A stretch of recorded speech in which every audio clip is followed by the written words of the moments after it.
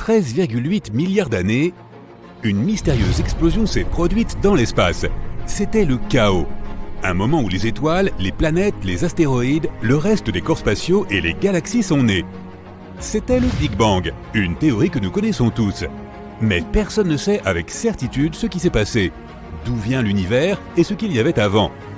Certains pensent même que l'univers est passé par un cycle où il s'est contracté et étendu plusieurs fois. En 1991, un cosmologiste de l'université de Stanford nommé Andrei Linde a soumis un article dont l'idée principale suggérait la possibilité que l'univers ait été créé dans un laboratoire. Selon sa théorie, il y avait une chance qu'une civilisation avancée quelque part dans le monde ait créé notre univers. Cette civilisation aurait créé un cosmos entièrement nouveau, qui a ensuite évolué vers ses propres planètes, étoiles et formes de vie intelligentes. 30 ans plus tard, de nombreux scientifiques prennent cette théorie très au sérieux. Ils ont même commencé à parler de choses que nous, en tant que civilisation, pourrions faire pour atteindre un niveau aussi avancé. La théorie dit que cette civilisation avancée a décidé d'ajouter une technologie qui a aidé à créer un nouvel univers à partir de rien. Cela a eu lieu par le biais du tunnelage quantique. Cela se produit quand un atome peut apparaître de l'autre côté d'une barrière, même si c'est censé être impossible, compte tenu des lois de la physique de notre monde. Comme par exemple, si tu voulais passer de l'autre côté d'un grand mur, mais que tu ne peux pas le passer avec des échelles ou le contourner. Imagine que tu peux simplement le traverser comme un fantôme. Dans notre monde, ce n'est pas possible, mais une civilisation plus avancée pourrait être capable de le faire. De plus, ils auraient compris comment ils pouvaient créer de nouveaux univers. En ce moment, à l'échelle cosmique, nous pourrions être une civilisation de classe C. Nous ne savons pas comment recréer certaines choses, par exemple les conditions sur la Terre si notre étoile centrale, le Soleil, s'éteint. Si nous parvenons à devenir une civilisation de classe B, nous apprendrons à ajuster les conditions pour être indépendants du Soleil. Cela signifie que nous pourrions peut-être même apprendre à vivre sans lui. Et si nous passons au niveau supérieur et devenons de classe A, nous saurons comment recréer les conditions cosmiques et produire notre propre cosmos dans nos laboratoires. Pensons au monde dans lequel nous vivons à travers 3 dimensions d'espace, Est-Ouest, Nord-Sud et Haut-Bas. Il y a aussi une dimension de temps, ce qui signifie que nous pouvons distinguer le passé du futur. Une 5e dimension représenterait une dimension supplémentaire de l'espace. La théorie de son existence a été mentionnée pour la première fois dans les années 1920. Elle a été inspirée par la théorie de la gravité d'Albert Einstein, qui a déclaré que l'espace-temps est déformé par la matière et l'énergie. Nous ne pouvons pas percevoir ces 4 dimensions, mais nous voyons comment un objet se déplace et l'attribuons à la gravité. Et peut-être qu'il y a une autre force, comme la force électromagnétique, qui est plus de 1000 fois plus forte que la gravité et qui pourrait expliquer les choses qui se passent dans cette dimension supplémentaire de l'espace. La 5e dimension est courbée, de sorte que nous ne pouvons pas la voir. Mais l'idée de cette dimension a été mentionnée dans une théorie des cordes. Elle considère l'univers comme de très petites cordes de masse énergie et non comme des particules. Elle vibre dans un espace-temps à 10 dimensions, sachant que 6 d'entre elles prennent moins de place qu'un seul atome. Cela a conduit à l'image de l'univers comme une île en 3D qui flotte dans un espace-temps à 10 dimensions. De plus, la 5e dimension pourrait être une excellente explication pour nous en dire plus sur la matière noire. C'est la matière invisible qui a une masse, mais que nous ne pouvons pas voir et qui ne peut pas interagir avec la matière ordinaire. Or, la matière noire représente 85% de toute la matière de notre univers. L'univers ne peut pas être immobile. Il est constamment en mouvement, se contractant ou s'étendant. Nous pensions qu'il y avait 100 milliards de galaxies, mais il s'avère qu'il y en a plus d'1 trillion. Les galaxies s'éloignent les unes des autres. C'est ce que cela signifie lorsque les scientifiques disent que l'univers est en expansion continue. Il y a des vides entre les galaxies qui s'étendent parfois sur des millions et des millions d'années-lumière. Ils peuvent sembler vides, mais ils peuvent aussi contenir beaucoup plus de matière que ce que nous pouvons trouver dans les galaxies. Pourtant, les étoiles ne peuvent généralement pas s'y former car la matière entre ces zones a une densité plus faible. Mais il y a quand même beaucoup d'étoiles dites intergalactiques. Un bon exemple est l'amas de galaxies de la Vierge, dont 10% sont des étoiles intergalactiques. Nous ne savons pas exactement comment elles sont arrivées là, mais il y a 2 façons possibles. Première option, les étoiles peuvent entrer en collision, fusionner ou passer près d'une autre galaxie qui peut les faire décoller de leur galaxie mère. Deuxième option, un trou noir supermassif peut accélérer une étoile à une vitesse très élevée s'ils se rencontrent de près, ce qui peut, là encore, faire qu'une étoile soit expulsée de sa galaxie mère. Si tu disposais d'un aimant géant, tu pourrais même extraire quelque chose des environs d'un trou noir. C'est possible si le champ magnétique près d'un trou noir supermassif est aussi fort que le champ gravitationnel du trou noir. Mais cela ne fonctionne pas si nous parlons de matériel qui se trouve déjà au-delà de l'horizon des événements du trou noir. C'est la limite où la force gravitationnelle est si puissante que même la lumière ne peut pas s'en échapper. Il faudrait que tu accélères ce matériau au moins à la vitesse de la lumière pour qu'il puisse s'échapper. Pour cela, tu aurais besoin d'une quantité infinie d'énergie. Mais un aimant pourrait t'aider si quelque chose se dirige vers le trou noir, mais n'est pas encore entré à l'intérieur. Lorsque l'on évoque les trous noirs, tu as sans doute en tête l'image d'un vide géant dans l'espace. Mais la Voie lactée est très probablement pleine de milliers de trous noirs plus petits qui flottent dans la galaxie. Lorsqu'une étoile arrive à sa fin, elle est détruite dans une explosion de supernova, qui est un cataclysme d'énergie. Durant cette explosion, les densités dans le noyau atteignent un état suffisamment intense pour que rien ne puisse s'échapper. Au même moment, la majeure partie de l'étoile explose vers l'extérieur, mais une partie s'effondre vers l'intérieur, créant un trou noir. Plus l'étoile est grosse, plus le trou est gros. Le trou noir avale alors tout ce qui se trouve sur son chemin, y compris les autres étoiles. Lorsqu'une étoile est attirée dans le trou noir, elle est déchirée à cause de la forte gravité à l'intérieur. Certaines de ses parties tombent dans le trou, tandis que les autres sont éjectées à des vitesses incroyablement élevées. Certains trous noirs pourraient avoir été formés de façon différente. Les premiers stades de notre univers étaient pour le moins assez chaotiques. Il y avait des températures et des pressions élevées, et cet état a façonné le cosmos tout entier. Dans les bonnes conditions, n'importe quelle vieille tache de gaz a pu se rétrécir pour devenir un trou noir. Et il en existe de toutes les tailles. De quelques kilos à des masses colossales comme celles de milliers de soleils. Et tout ce qui se trouve entre les deux. Les trous noirs ne sont pas vraiment noirs, ce sont des zones à forte gravité et aucun objet ne peut s'échapper lorsqu'il entre à l'intérieur. Ils se nourrissent de rayonnements électromagnétiques tels que la lumière et les particules spatiales. Comme ils consomment de la matière en permanence, les trous noirs émettent une lueur sombre. La Terre n'est pas si proche du bord inhospitalier du système solaire. Nous sommes en 6e position. Les scientifiques ont créé une carte 3D de notre système solaire où nous pouvons voir à quoi ressemble le bord. Il leur a fallu 13 ans pour la concevoir. La frontière s'appelle l'héliosphère externe. Elle marque la zone de l'espace où le vent solaire, qui est le flux de particules chargées que notre Soleil émet, est dévié et drapé par le rayonnement qui provient de la région vide au-delà de notre système solaire. La couche intérieure de l'héliosphère est celle où le Soleil et les planètes ont la forme approximative d'une sphère, alors que la couche extérieure n'est pas aussi symétrique. Cette asymétrie se produit parce que notre Soleil se déplace dans la galaxie et subit une friction avec le rayonnement qui se trouve devant lui. Une nouvelle incroyable s'est récemment répandue sur Internet. La NASA aurait découvert des preuves de l'existence d'un univers parallèle. Mais est-ce vrai ? Il y a bien une part de vérité dans cette histoire, mais ce n'est pas si simple.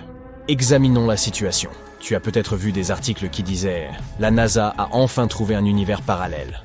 Cette histoire a été largement diffusée, et les gens se sont divisés en deux camps. Ceux qui ont pris cette nouvelle au pied de la lettre, et ceux qui ont considéré que tout ça était complètement absurde. Mais aucun des deux camps n'a tout à fait raison.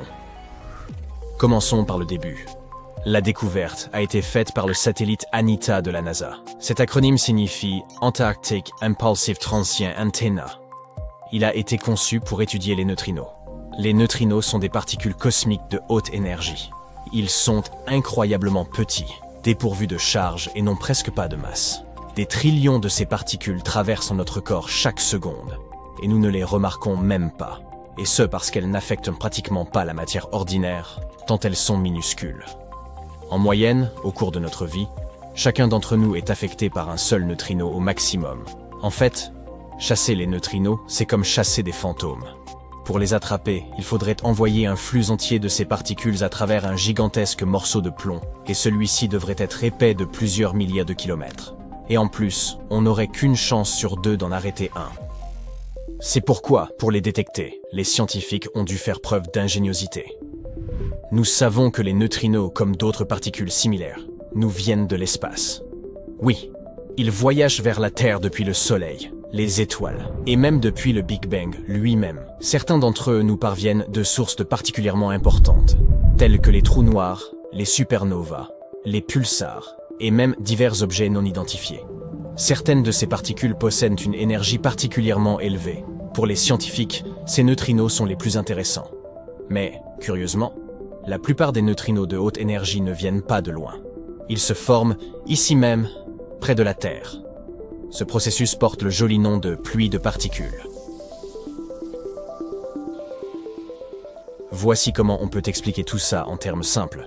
Une particule mamie pénètre dans l'atmosphère terrestre. En général, il s'agit d'une particule à très haute énergie. Elle génère ensuite plusieurs enfants qui ont moins d'énergie. Chacun d'entre eux produit ensuite des petits-enfants, dont l'énergie est encore plus faible. Et ainsi de suite, jusqu'à ce que nous ayons un arbre généalogique géant de particules de faible énergie. Au final, il peut y en avoir des milliards. Au cours de ce processus, des tas de neutrinos sont créés. Et ils commencent alors à s'enfoncer dans la Terre. Au cours de leur voyage à travers la planète, ils touchent les couches supérieures de sa croûte ou de sa glace. Par exemple, la glace de l'Antarctique. Face à tous ces obstacles, ils créent des impulsions radio. Et, comme tu l'as peut-être deviné, ce sont précisément ces impulsions radio que les scientifiques tentent de trouver. Cela pourra te surprendre, mais l'Antarctique est plutôt désert. Ah oui? C'est pourquoi c'est l'endroit idéal pour étudier ces particules microscopiques, qui sont généralement à peine repérables. Il n'y a pas d'interférence. Nous pouvons capter ces impulsions à l'aide de puissantes antennes. La NASA place ces antennes sur des ballons qui peuvent s'élever jusqu'à 32 km au-dessus de la surface de la Terre. Voilà comment elle a suivi ces neutrinos au cours des dernières années. Maintenant, nous savons ce que fait Anita. Mais alors, et cette histoire d'univers parallèle? Ne t'inquiète pas, nous y venons. En 2018, Anita a commencé à recevoir des signaux radio anormaux qui ont suscité l'émoi de la communauté scientifique. Tu te souviens que les neutrinos nous parviennent de l'espace et s'enfoncent progressivement dans notre planète. Récemment, Anita a découvert des neutrinos qui n'étaient pas descendus de l'espace comme d'habitude, mais qui étaient remontés de la Terre. En d'autres termes, ces particules, appelées neutrinos-tau, remontent le temps. Mais comment est-ce possible? Les scientifiques ont commencé à les étudier. Au début, ils ont pensé qu'il s'agissait peut-être d'une erreur de détection ou d'interprétation des données. Mais non, tout était correct. Il se passait quelque chose de très bizarre. Nous devons donc d'abord essayer de trouver une explication simple. Et si ces neutrinos tau arrivaient en Antarctique depuis une autre source? Peut-être sont-ils arrivés sur Terre depuis l'autre côté et ont-ils traversé la planète? Pour vérifier cette théorie, les scientifiques ont décidé de demander l'aide d'un autre observatoire de neutrinos, très cool, appelé IceCube. Oui, très cool. Cet observatoire est situé près du pôle Sud. Il se compose de 5160 détecteurs optiques enfouis dans la glace. Tous ces appareils puissants sont conçus pour détecter les neutrinos. Les chercheurs de l'ANITA ont dit « Hé, les gars, on a trouvé des signaux radio étranges.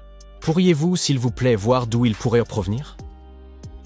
Pas de problème, a répondu l'équipe IceCube avant de commencer ses recherches. Mais, résultat, rien du tout. Oui, IceCube n'a détecté aucune source de signal. Il s'avérait que ces particules étranges avaient surgi de nulle part. Comment était-ce possible? Les scientifiques testèrent diverses théories, mais aucune d'entre elles ne put expliquer la situation avec précision. Plus tard, l'équipe IceCube publia un article qui disait en substance « Non, nous n'avons aucune idée de l'origine de ces signaux et nous ne pouvons pas les expliquer d'après le modèle standard de l'univers. » Tiens, ça devient intéressant. Mais que sont donc ces signaux? Ayant épuisé les explications normales, les scientifiques commencèrent à envisager des idées qui dépassent notre entendement. L'un d'entre eux déclara que ces particules nous étaient peut-être parvenues d'un univers parallèle où le temps s'écoule en sens inverse. Cette théorie plutôt folle est issue de la fameuse théorie des multivers. Selon cette théorie, il y a environ 14 milliards d'années, lors du Big Bang, deux univers jumeaux sont nés. L'un d'eux était le nôtre, et l'autre un univers parallèle. Ils sont presque identiques en tout, à l'exception de certains détails. Par exemple, le temps dans cet univers parallèle ne s'écoule pas de la même manière que dans le nôtre. Il s'écoule à l'envers. Tout, dans ce monde, nous paraîtrait à l'envers, comme si nous regardions dans un miroir. C'est pourquoi les scientifiques l'appellent l'antiverse et pensent qu'il pourrait être rempli d'antimatière. Et même si tout cela peut nous sembler étrange et fou, Pour ceux qui vivent dans cet antivers, les choses sont tout à fait normales.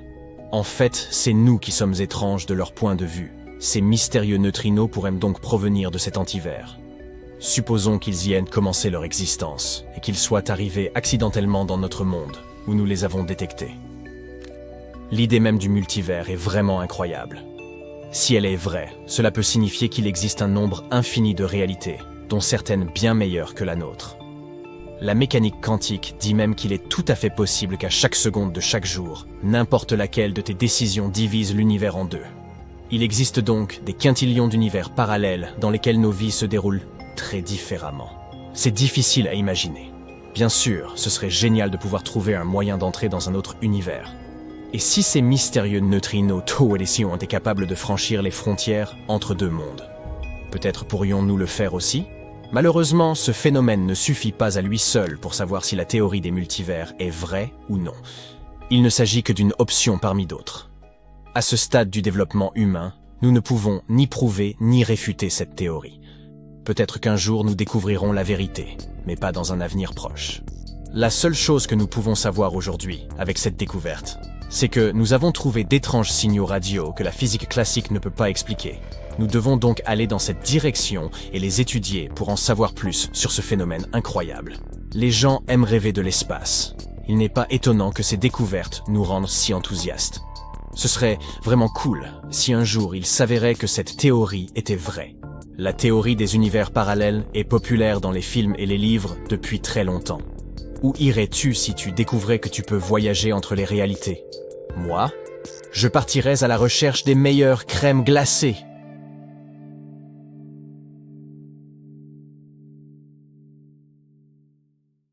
Voici la planète Terre et son satellite, la Lune.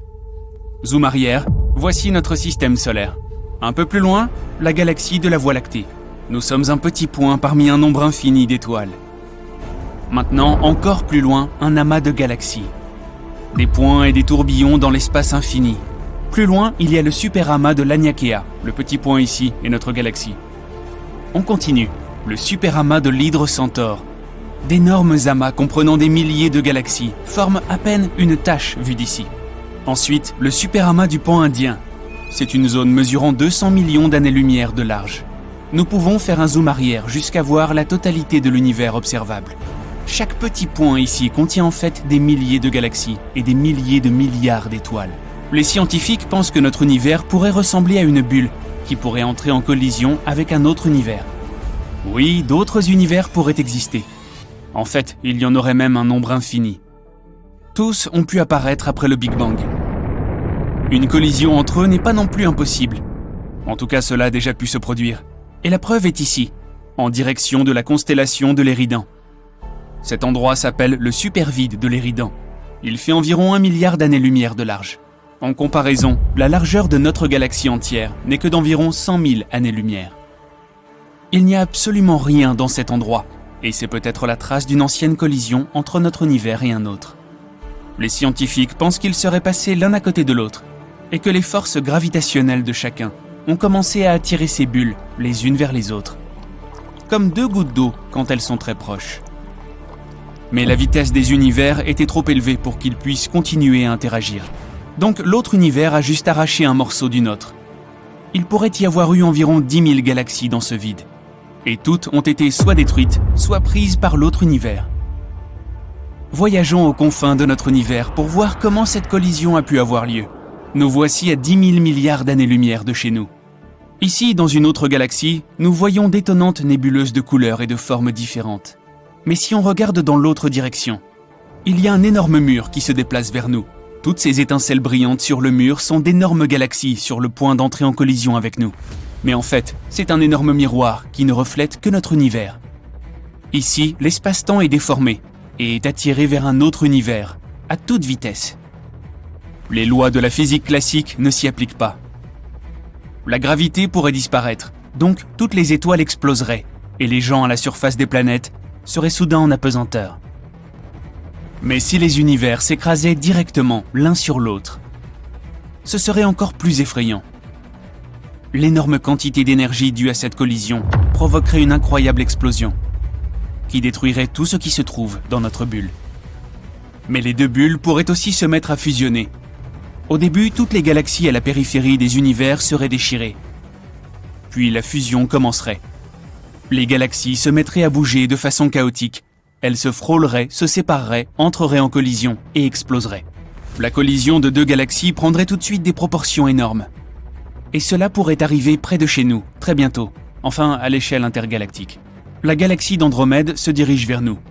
C'est une galaxie en spirale qui fait 2 fois la taille de la nôtre. Elle comprend 1 billion d'étoiles, soit 2 fois plus que notre Voie lactée. Et au centre même de cette galaxie se cache une bête, un trou noir, dont la masse fait 200 millions de fois celle du Soleil. Des géantes rouges, des centaines de fois plus grandes que notre Soleil. Des pulsars émettant d'énormes quantités d'énergie, comme des projecteurs. Des étoiles errantes et des trous noirs de toute taille. Cette soupe mortelle se déplace vers nous à 100 km par seconde. Un voyage de New York à Los Angeles à cette vitesse ne prendrait que 30 secondes. Le disque d'Andromède est déjà visible à l'œil nu, les nuits sans lune. Avec le temps, il sera encore plus grand. Comme Andromède se rapproche de nous, sa forme gravitationnelle va commencer à étirer les bras de la spirale que forme notre galaxie. Elle se déroulera, les étoiles et les planètes perdront leur orbite. Un scénario possible est qu'un astéroïde inconnu, voire une planète naine de la galaxie d'Andromède, s'écrase contre la Terre à une vitesse incroyable. Notre planète exploserait comme un ballon à cause de cet impact. Il y a aussi l'éventualité des collisions stellaires. Notre Soleil ferait ainsi face à une autre étoile. La plus grosse des deux commencera lentement à consommer la plus petite. D'abord, elle lui volera ses couches supérieures les plus légères, puis elle l'aspirera comme un spaghetti, ou peut-être même comme un rigatoni. Quand une grande étoile atteint son poids critique, elle éclate. Cette explosion détruira tout notre système solaire. L'onde de choc atteindra peut-être même d'autres étoiles voisines. Dans un autre scénario, notre système solaire sera projeté dans l'espace. Imagine une balle de tennis attachée à une corde. Si tu fais tournoyer cette balle au-dessus de ta tête comme une fronde, en la lâchant, elle partira loin. C'est ce qui arrivera au Soleil et à toutes les planètes qui l'entourent. Nous nous retrouverons dans un espace sombre et glacial. Mais la vie sur Terre ne sera pas affectée. Nous aurons toujours notre étoile brillante pour nous tenir chaud. Le seul inconvénient est que toutes les étoiles de notre ciel nocturne disparaîtront. Le plus probable serait que la fusion de 2 galaxies géantes n'ait aucun effet sur nous. Le fait est que la distance entre les étoiles et les planètes dans l'espace est énorme. Donc elles peuvent très bien se mélanger entre elles et former un nuage géant. Ce serait comme mettre du sable fin dans un grand tamis. Les objets n'interagiront pas entre eux. Mais le plus intéressant arrivera aux trous noirs situés au centre de nos galaxies. Pour l'instant, ils sont entourés d'un amas de poussière et d'étoiles. Quand Andromède et la Voie lactée se rapprocheront, ils commenceront à danser l'un avec l'autre. Salsa ou tango? Et quand les trous noirs se rapprocheront, ils commenceront à avaler toute la matière qui les entoure. Des milliards de tonnes de poussière d'étoiles colorées, d'astéroïdes et autres particules seront aspirés par chaque trou noir. On pourrait croire que ce processus se déroule lentement, mais c'est faux. Les objets supermassifs comme les trous noirs déforment la grille de l'espace-temps. Le temps est donc beaucoup plus lent près des trous noirs. Et tous les objets qui semblent rester à l'horizon des événements pendant des semaines, voire des mois, ont en fait disparu depuis longtemps. Lorsque les trous noirs se rejoindront, ils fusionneront en un seul trou noir supergéant. Mais sa masse sera légèrement inférieure à leurs 2 masses combinées, car une partie sera transformée en énergie. Lors d'une collision si forte que ces ondes seront ressenties dans d'autres galaxies. Un énorme trou noir rassemblera alors autour de lui tout ce noyau dense et chaud issu des 2 galaxies. À un moment donné, le trou noir se sentira repu et projettera de puissants jets d'énergie dans l'espace. C'est ce qu'on appelle un noyau galactique actif. C'est l'un des phénomènes les plus brillants de l'univers et la plus puissante source de rayonnement électromagnétique jamais connue. Ces jets peuvent mesurer plus de 5000 années-lumière. En comparaison, la distance entre la Terre et l'étoile la plus proche, Proxima Centauri, n'est que de 4,2 années-lumière. L'explosion qui accompagnera ces jets aura la puissance de 100 explosions de supernova. L'onde de choc pourrait même atteindre les bords d'une nouvelle galaxie. Et cette explosion serait visible à des millions d'années-lumière de distance. Il y aura alors des nuages denses de poussière multicolore au centre des galaxies fusionnées. Le poids de ces nuages sera si important qu'ils se mettront à rétrécir et à prendre une forme ronde, et deviendront si lourds qu'ils se comprimeront en un noyau, où des réactions nucléaires auront lieu. La température se mettra à augmenter, et boum, une supernova. C'est comme un véritable feu d'artifice au centre des galaxies. Des étoiles jailliront de ce brouillard pour former de nouveaux systèmes.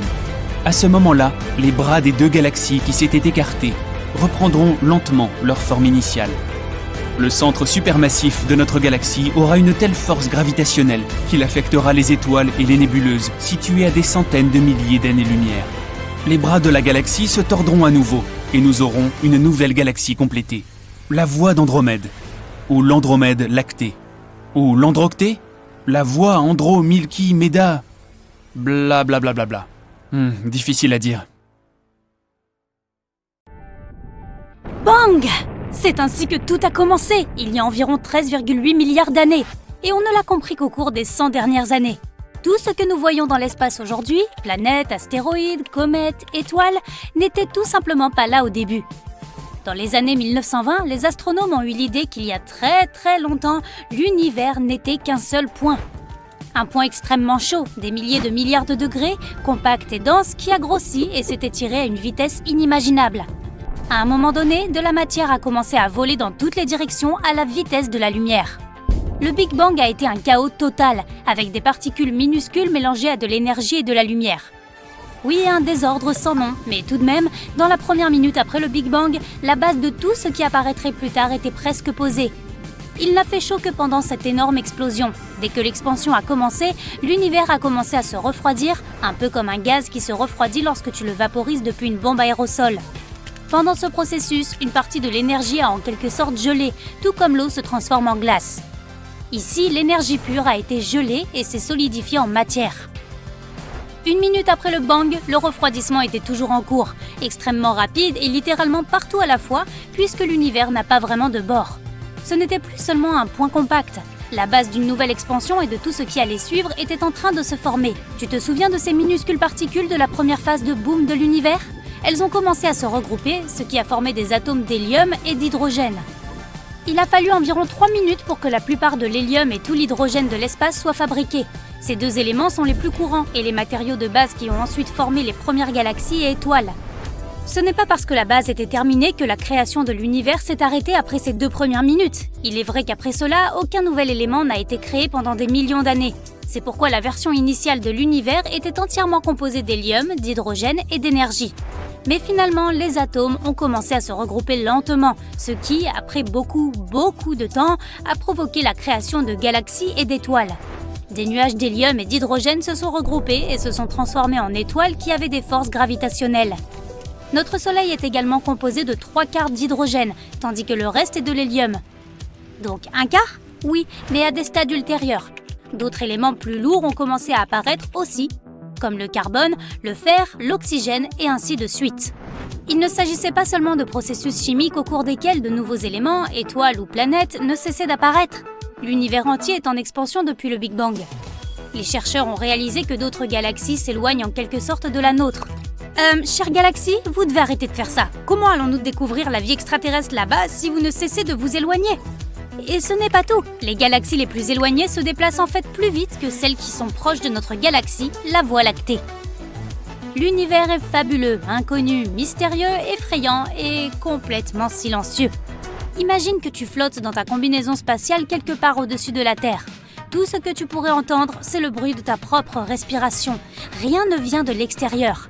Comme il n'y a pas d'atmosphère, le son n'a aucun moyen de se propager ou d'être entendu. En parlant de combinaison spatiale, ce truc coûte environ 12 millions de dollars. Ce qui signifie que nous devrons attendre un peu plus longtemps avant d'aller se détendre dans l'espace. Mercure est la planète la plus proche du Soleil. On pourrait donc penser que c'est aussi la plus chaude.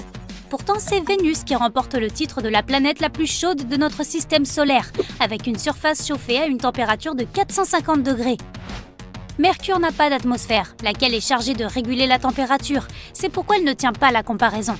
Vénus a aussi des journées assez longues. Une seule journée équivaut à environ 243 jours terrestres. C'est pratique pour les personnes qui ont des listes de choses à faire assez longues et qui aiment faire les choses lentement. Cependant, Vénus tourne autour du Soleil en 225 jours terrestres, ce qui signifie qu'une année là-bas dure 18 jours de moins qu'une journée. Tu peux fêter 2 fois ton anniversaire en une journée alors ?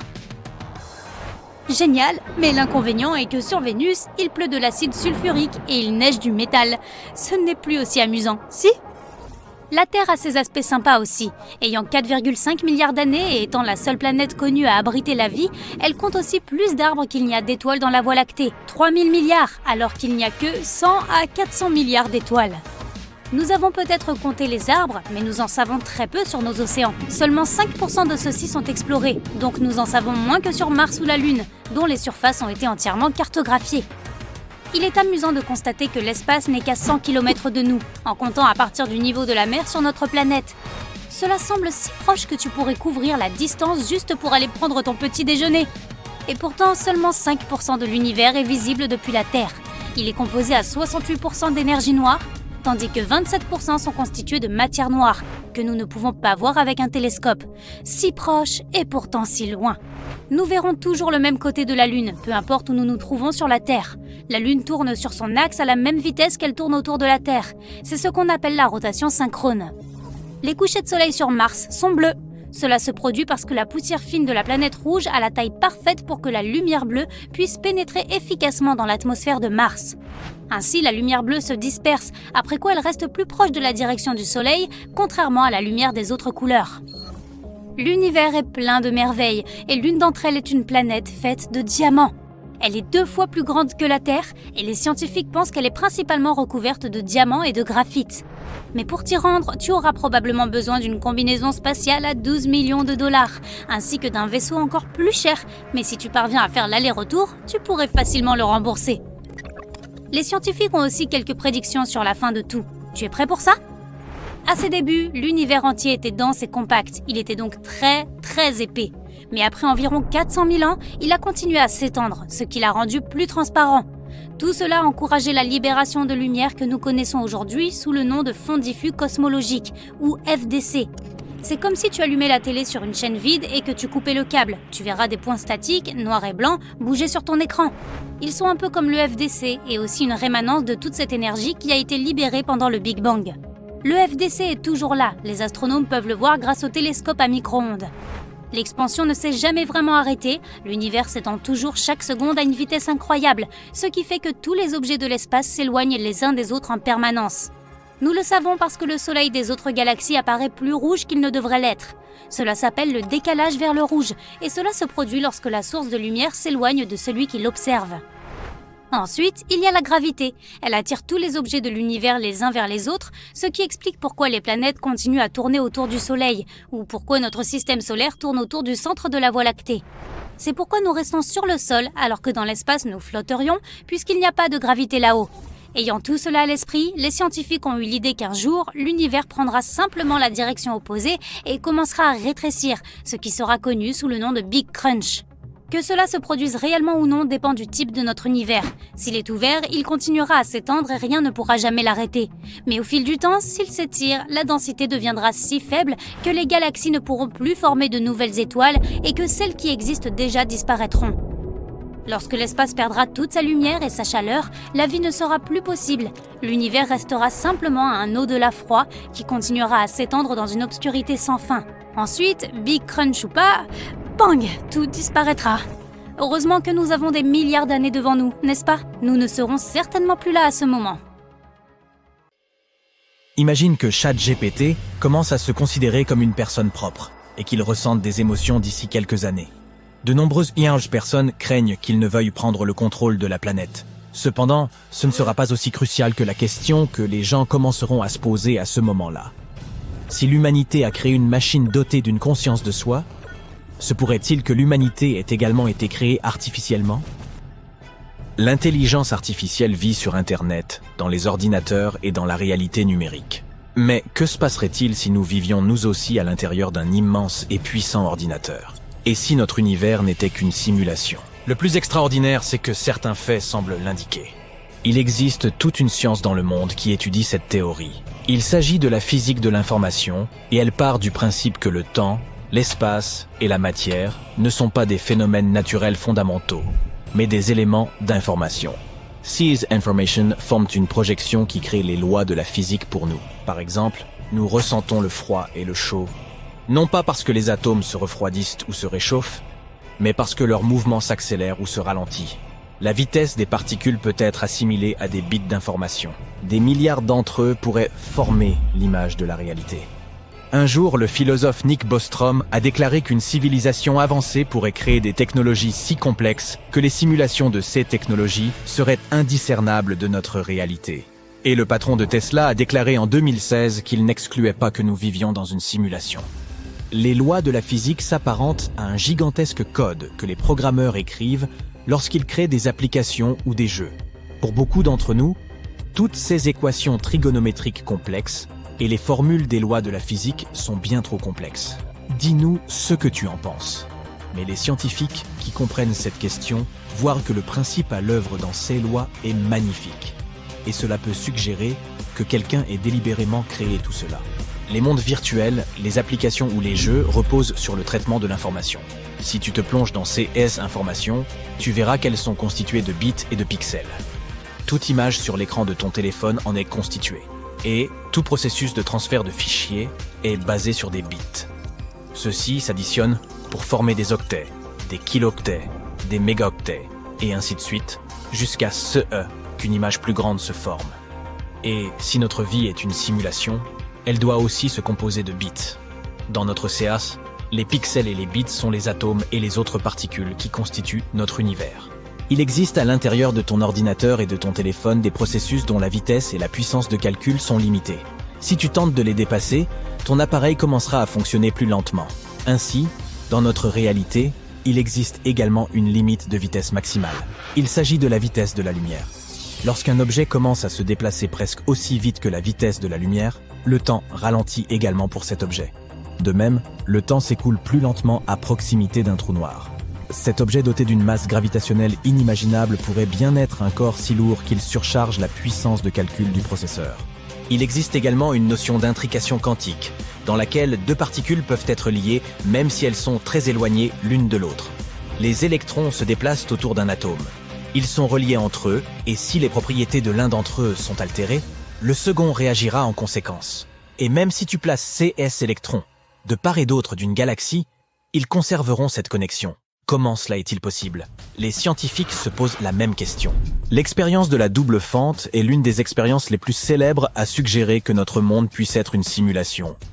L'essence de cette expérience peut être réduite à une simple thèse selon laquelle le monde n'existerait que lorsque nous le regardons ou interagissons avec lui par le toucher, l'ouïe et nos autres sens. Imagine que tu aies lancé un nouveau jeu sur un vieil ordinateur. Parfois, l'image du jeu se fige. Dans le jeu, tu te tournes vers la gauche et tu vois que les montagnes et la route sont toujours en train de charger. Puis, tu te tournes de l'autre côté et la même chose se produit. En d'autres termes, le monde du jeu ne charge que lorsque tu le regardes à travers les yeux de ton personnage. C'est nécessaire pour faciliter le travail du processeur. Il est beaucoup plus efficace d'obtenir un élément d'information sur le monde lorsque tu le regardes que de faire tourner le monde entier simultanément. Souviens-toi de cela. Et maintenant, passons à l'expérience. Tu disposes donc d'un appareil qui envoie de petites boules de lumière, des photons. Tu lances des photons à partir de l'appareil et ils s'écrasent sur un tableau noir, laissant des traces blanches sur la surface. Maintenant, place une large plaque avec une petite fente verticale entre l'appareil et le tableau noir et bombarde-les à nouveau de photons. Les boules commencent à s'écraser sur la plaque, mais certaines d'entre elles passent à travers la fine fente. Elles s'écrasent sur le tableau noir et y laissent une marque blanche verticale. Tout semble logique. Mais maintenant, pratique une autre fente de la même longueur et de la même épaisseur dans la plaque. Tu libères à nouveau des photons vers la plaque. Certains d'entre eux passent à travers les deux fentes. D'après toi, à quoi devrait ressembler la trace sur le tableau? Deux bandes verticales blanches, n'est-ce pas? Jette donc un coup d'œil à la plaque. Elle est couverte de nombreuses lignes verticales. Lorsque les photons traversent la plaque, ils acquièrent les propriétés d'une onde et s'écrasent sur la planche, laissant une trace étrange. Comme s'ils étaient passés non pas par deux, mais par 10 fentes différentes. À quel moment change-t-il de trajectoire? Voyons cela. Tu te places donc entre le tableau et la plaque pour voir comment les particules se transforment en ondes. L'appareil libère des photons. Ils passent à travers les deux fentes, rien d'anormal. Il y a 2 traces verticales sur le tableau et aucune onde. Tu fermes les yeux et tu libères à nouveau des photons. Cette fois, ils se comportent de manière chaotique et laissent de nombreuses lignes sur le tableau. C'est-à-dire que leur comportement change en fonction de l'observateur. Lorsque tu les regardes, elles se comportent de manière logique. Mais quand on ne regarde pas, les lois de la physique semblent ne plus s'appliquer. Cela te rappelle-t-il quelque chose ? C'est comme si tu jouais à un jeu et que tu regardais le monde autour de toi qui se charge. Mais si tu ne regardes pas, le monde s'arrête de fonctionner. Les chercheurs ne savent toujours pas pourquoi les particules se comportent différemment en l'absence d'observateurs. Et peut-être qu'elles sont timides, et ce n'est pas le seul mystère. Dans le monde de la physique quantique, de nombreuses lois de la nature ne s'appliquent pas. Chaque année, cette science suscite plus de questions qu'elle n'apporte de réponses. Si nous imaginons notre univers comme un grand hologramme, alors la physique quantique serait son code de programmation. Et si un jour on comprenait ce code et qu'on apprenait à le modifier, cela nous permettrait de transformer l'espace, le temps et la matière. Toute réalité pourrait être réécrite. Le code dit-il que les objets matériels ne peuvent pas dépasser la vitesse de la lumière ? Nous le réécririons et rendrions la vitesse limite 100 fois plus élevée. 1 heure dure-t-elle 60 minutes ? Et si l'on changeait une ligne du code pour qu'une seconde soit aussi longue qu'une année ? Quelques modifications logicielles des lois de la physique permettraient de transformer la neige en or et l'océan en sucre-glace. L'univers entier se transformerait en un vaste terrain de jeu. Cela semble cool à première vue, mais les gens perdraient probablement rapidement le contrôle. L'univers serait en proie au chaos. Or, la beauté de notre monde réside dans l'harmonie qui y règne. Revenons à l'intelligence artificielle. Supposons que sa puissance atteigne le niveau du cerveau humain et qu'elle prenne conscience d'elle-même. Dans ce cas, ce ne sera pas un choc pour elle, car elle connaîtra très probablement l'histoire de son apparition par étapes successives. Mais comment réagirons-nous si nous découvrons que nous sommes un programme informatique ?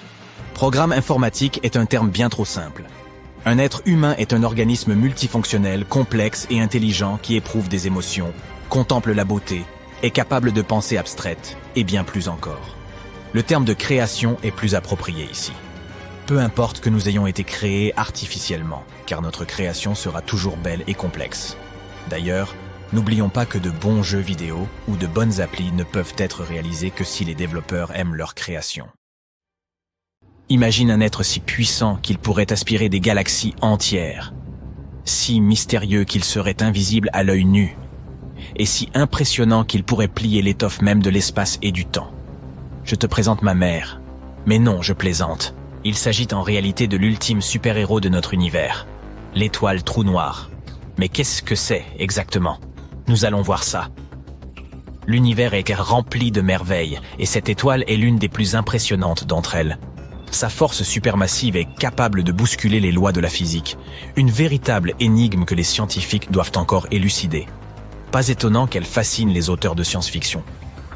Une étoile Trou Noir, ou quasi-étoile, est une étoile hypothétique extrêmement massive et lumineuse qui pourrait avoir existé au commencement de l'univers. Selon nos calculs, elle brillait autant qu'une petite galaxie. Mais contrairement aux étoiles modernes, elle n'était pas alimentée par la fusion nucléaire. Son énergie provenait de la matière que le trou noir qu'elle possédait en son cœur aspirait. Et oui, tout comme un trou noir normal, ces étoiles avaient le pouvoir d'aspirer tout ce qui s'en approchait, des étoiles, de la poussière et même des galaxies. Mais comment est-il possible qu'une étoile naisse d'un trou noir? Et comment pouvait-il coexister? Voyons d'abord comment naissent les trous noirs en général. Tout commence par une étoile supermassive, c'est-à-dire une étoile faisant plusieurs fois la masse de notre Soleil. Cette étoile géante brûle intensément et brille de la lumière d'1 million de soleils. Hélas, elle finit par manquer de carburant. À la fin de sa vie, elle émet un énorme boom, une puissante explosion capable d'éclipser une galaxie entière. Ce type d'explosion porte le nom de supernova. Lors de ce boom, les couches extérieures de l'étoile partent dans tous les sens, tandis que le noyau se voit écrasé par sa propre gravité. Si le noyau est suffisamment lourd, il continuera à s'effondrer jusqu'à devenir un trou noir. Et celui-ci, par conséquent, naîtra. Et non, il n'a pas besoin de couches. Ce monstre cosmique grandira à partir de maintenant en avalant tout ce qui s'approche de lui. C'est en gros ce qui se passe actuellement dans notre univers, avec les étoiles supermassives. Mais les quasi-étoiles dans tout ça? La formation d'une quasi-étoile n'a pu avoir lieu qu'au début du développement de notre univers, avant que l'hydrogène et l'hélium ne se fassent contaminer par des éléments plus lourds. Pour cette raison, les quasi-étoiles présentent une caractéristique importante. Elles sont gigantesques, si énormes qu'il est littéralement impossible de les imaginer. Il est possible qu'elles aient été plus grandes que les plus grandes étoiles modernes connues, comme VY Canis Majoris et Stephenson 218. Pas étonnant qu'elles soient si effrayantes.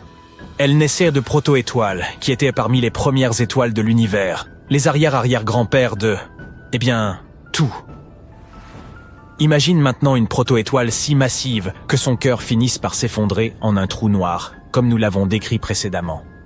Mais la différence essentielle, c'est que lors d'une supernova classique, les couches extérieures de l'étoile sont emportées par toute l'énergie libérée. En revanche, avec une quasi-étoile, 16 couches extérieures ont une masse suffisante pour absorber cette énergie et rester en place. Qu'obtient-on au final? Une étoile avec, en son cœur, un trou noir pesant entre 1000 et 10 000 masses solaires.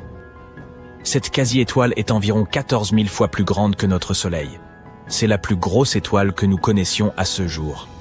Ce titan céleste ont des propriétés assez folles. Lorsqu'un trou noir se formait au centre d'une proto-étoile, elle se mettait à dégager des tonnes d'énergie. Cette énergie contribuait à équilibrer sa force de gravité, comme avec les étoiles à fusion nucléaire. Elle devenait alors si lumineuse qu'elle ressemblait à une petite galaxie. Ces étoiles avaient une durée de vie assez courte, de l'ordre de 7 millions d'années. À titre de comparaison, notre Soleil a environ 4,5 milliards d'années, et il n'en est qu'à la moitié de sa vie. Au cours de cette brève période, le trou noir atteignait une taille située entre 1000 et 10 000 fois celle de notre Soleil.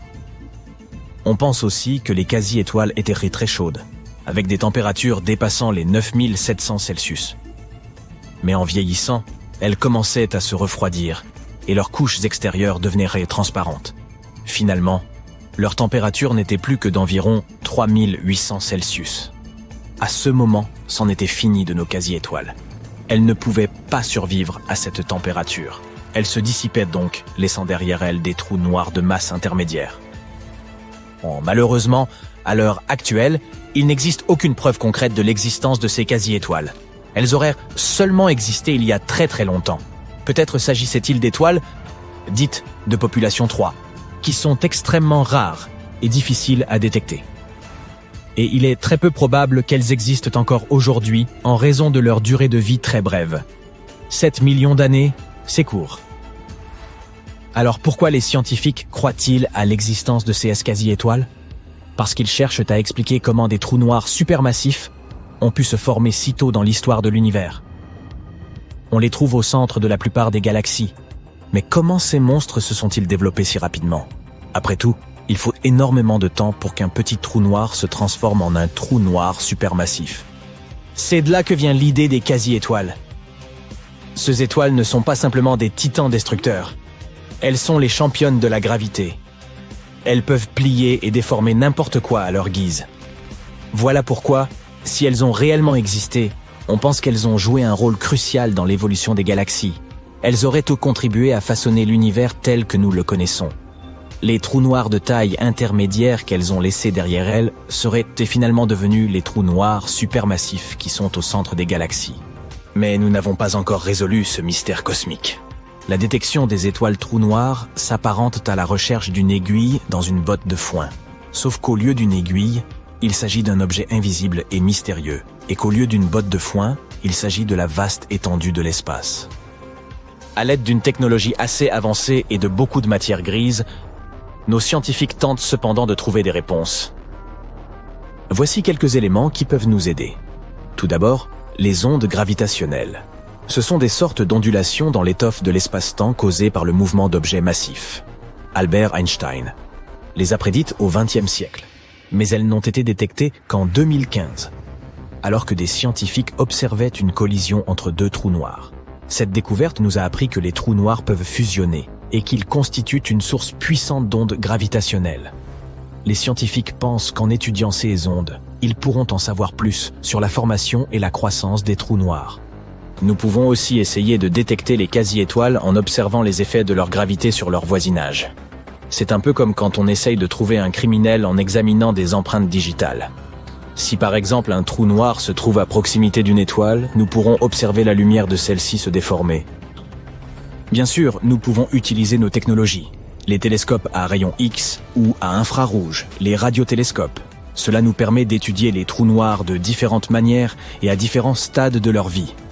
Nous travaillons donc d'arrache-pied pour découvrir ce qui se cache derrière ces géants célestes. Nous développons en permanence de nouveaux télescopes à la recherche des trous noirs primordiaux et nous essayons de comprendre ce qui lie les étoiles trous noirs à la matière noire. Cela nous mène à des découvertes assez incroyables, comme avec les ondes gravitationnelles. Nous espérons ainsi un jour percer le mystère des quasi-étoiles. Lorsque nous aurons découvert la vérité, nous aurons tourné une nouvelle page de notre histoire scientifique. Se pourrait-il que l'univers entier ne soit rien de plus qu'un simple atome ? Lorsque vous regardez un schéma d'un atome, qui est un élément de base de toute matière, vous pouvez voir que certains motifs de l'univers se répètent. Notre système solaire en est un excellent exemple. Il y a une étoile centrale géante et quelques petites planètes qui gravitent autour d'elle. Vous observez la même disposition à l'extérieur de notre galaxie également, avec des exoplanètes en orbite autour de leurs étoiles. Et vous pouvez également témoigner de ce principe à une plus petite échelle. C'est la façon dont des particules appelées protons et neutrons se déplacent autour du centre d'un atome, que l'on appelle le noyau. Alors, imaginez que vous avez une pile d'aimants positifs que vous essayez d'empiler ensemble. Ils continuent à se repousser, n'est-ce pas? C'est ce qui est supposé se passer avec les protons dans un atome. Ils sont tous chargés positivement, donc ils devraient se repousser mutuellement et s'éparpiller dans toutes les directions. Mais les atomes existent, donc il doit y avoir quelque chose qui les maintient ensemble. Et cette chose est appelée l'interaction forte ou la force forte. Le noyau représente moins de 0,01% du volume de l'ensemble de l'atome, mais il représente généralement plus de 99,9% de la masse de l'atome, encore une fois, similaire à notre Soleil. De toute façon, cette interaction forte est comme un type spécial de colle qui maintient les protons et les neutrons ensemble dans le noyau d'un atome. De manière similaire, la gravité nous empêche de nous envoler du sol vers l'obscurité de l'espace. Maintenant, cette colle provient de très petites particules à l'intérieur des protons et des neutrons appelés quarks. Ces petits gars ont une sorte de charge étrange appelée couleur. Ce n'est pas comme les couleurs que nous voyons autour de nous. Cela fonctionne comme un code qui aide les quarks à rester ensemble à l'intérieur de leurs particules hôtes. Et ce code s'infiltre également et aide à maintenir les protons et les neutrons ensemble dans le noyau. D'une certaine manière, les quarks sont comme de petits bâtisseurs qui travaillent ensemble pour construire des atomes qui composent tout ce qui nous entoure. Le Big Bang a été dit être un moment magnifique lorsque nous avons obtenu le temps et l'espace. C'est l'histoire que nous utilisons pour expliquer l'évolution de l'univers. Au début, il n'y avait qu'une très petite boule de matière de la taille d'une pêche, mais avec une température de plus d'1 quadrillion de degrés. Aïe, c'est chaud. Et ce bang, dans le nom, ne signifie pas qu'il y a réellement eu une explosion dans l'espace. Cette pêche a commencé à se répandre, et l'espace apparaissait partout. Cela a donné naissance aux atomes, aux molécules, aux étoiles, et à de nombreux corps célestes qui ont rempli l'espace vide de notre cosmos. Essentiellement, tous les éléments qui nous constituent se sont formés en quelques minutes au premier stade de l'univers. Disons à peu près 1/100 de milliardième de trillionième de seconde. Oh, attendez. Donnez-moi une seconde pour traiter cela 3 ans plus tard. Très bien, poursuivons. La croissance à cette époque était incroyable. L'univers s'est répandu de manière exponentielle et a réussi à doubler de taille au moins 90 fois. Comme moi pendant les vacances. Haha, j'adore le chocolat. Après le Big Bang, l'univers était une soupe chaude et dense de particules. Trop chaude pour que les atomes existent. Mais 380 000 ans plus tard, il s'est suffisamment refroidi pour que les électrons puissent se mélanger au noyau et former des atomes. C'est un processus que nous appelons recombinaison, et c'est ce qui a rendu l'univers transparent. Pensez-y comme si vous allumiez un interrupteur. Soudainement, vous pouvez tout voir. Mais ce n'est pas parce que l'univers est devenu transparent qu'il était lumineux. C'était une période sombre, car il n'y avait pas encore d'étoiles ni de galaxies, comme une grande toile vide attendant que quelque chose y soit peint. Ce n'est que beaucoup plus tard, alors que l'univers continuait d'évoluer, que les étoiles et d'autres objets lumineux ont commencé à se former et à éclairer l'obscurité. Et il a continué d'évoluer, se remplissant de planètes, d'astéroïdes, de galaxies et d'autres choses. D'accord, donc c'est l'histoire qu'on nous raconte depuis quelques décennies. Et je dois admettre qu'elle est plutôt bonne. Les scientifiques l'ont étudiée en détail. Ils ont observé le rayonnement électromagnétique résiduel de l'univers jeune. Ils ont mesuré la présence des éléments les plus légers pour se rendre compte qu'ils correspondent tous à l'histoire du Big Bang. Les nouvelles théories ne disent pas que le Big Bang n'a pas eu lieu. C'est une bonne représentation du cosmos à ses débuts. Mais c'est comme un puzzle inachevé avec des pièces importantes manquantes. Nous ne pouvons pas expliquer ce qui s'est passé avant le Big Bang en utilisant notre physique actuelle. Nous avons donc besoin de nouvelles mathématiques pour expliquer les parties délicates, comme la soi-disant singularité. C'est le point de densité infini, vous vous souvenez, depuis le début du Big Bang. Et c'est là que la théorie des cordes entre en jeu, comme une boîte à outils surpuissante capable de gérer la gravité et toutes les autres forces combinées. Maintenant, l'une des idées que la théorie des cordes nous a apportées est l'univers ekpyrotique. Imaginez un grand feu qui en déclenche un autre, et ce feu en déclenche un autre, et ainsi de suite. Eh bien, dans ce scénario, le Big Bang n'était pas le commencement de tout, c'était juste une partie d'un processus plus vaste. C'est l'idée de l'univers cyclique, des montagnes russes interminables, avec des Big Bang comme début et des Big Crunch comme fin, se produisant encore et encore, potentiellement pour toujours. C'est comme si l'univers appuyait constamment sur le bouton de réinitialisation, et le fait d'une manière vraiment amusante. Nous pourrions considérer cette singularité, selon certaines théories, comme une seule particule dans un système beaucoup plus grand, tout comme un atome est composé de particules subatomiques. Et en prenant tout cela en compte, l'idée dit que chaque noyau d'un atome pourrait contenir un univers en lui. Ainsi, notre univers tout entier n'est qu'une infime partie d'un atome dans un univers beaucoup plus grand fait d'atomes avec plus de cosmos, avec plus d'atomes, avec plus de cosmos. Tellement déroutant. Les premières versions de l'idée de l'univers cyclique avaient encore un gros problème. Elles ne correspondaient pas à nos observations du fond diffus cosmologique, une lumière fossile qui montre à quoi ressemblait l'univers lorsqu'il n'avait que 380 000 ans. Ainsi, en mars 2020, deux physiciens canadiens, Robert Brandenberger, Ziwei Wang, ont publié une étude qui révélait les mathématiques derrière l'univers cyclique que nous avions manqué auparavant.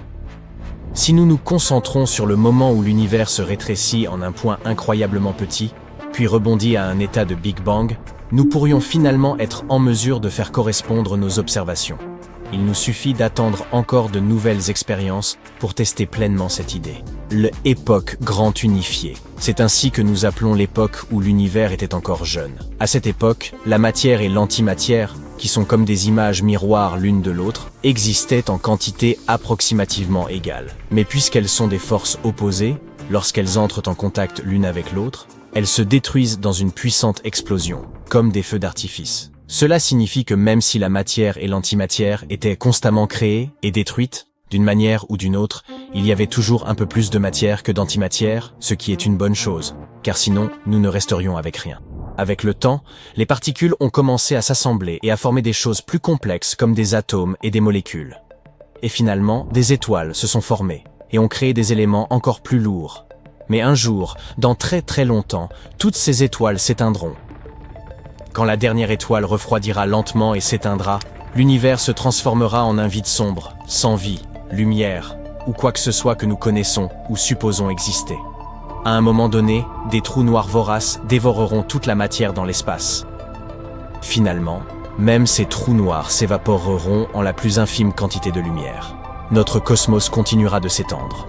La lumière se dispersera et sera incapable d'interagir avec quoi que ce soit. Ainsi, toute activité dans l'univers s'arrêtera.